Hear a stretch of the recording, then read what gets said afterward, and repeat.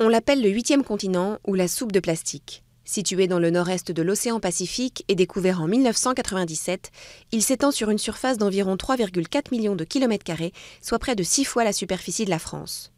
Il est peuplé de déchets en tout genre produits par l'activité humaine et de microparticules de plastique. Au cours des 40 dernières années, leur concentration a été multipliée par 100. S'il est dérivant, ce continent est emprisonné par les courants.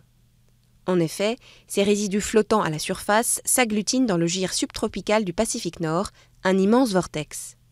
Ils s'amalgament ainsi dans cette zone, point de rencontre de courants océaniques qui s'enroulent sous l'effet de la rotation de la Terre entre les côtes d'Hawaï et de l'Amérique du Nord.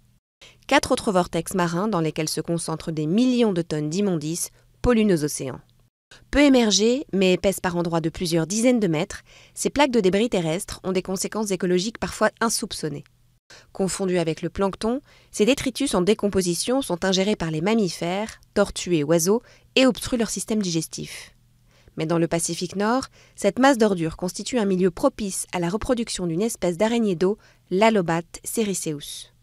Cet insecte, capable de vivre dans un milieu marin, a besoin d'un terrain solide pour pondre ses œufs et ce lieu lui fournit un incubateur de rêve.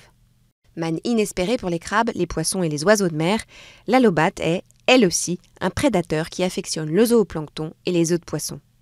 En pleine prolifération, cet insecte menace aujourd'hui de déséquilibrer l'ensemble de l'écosystème.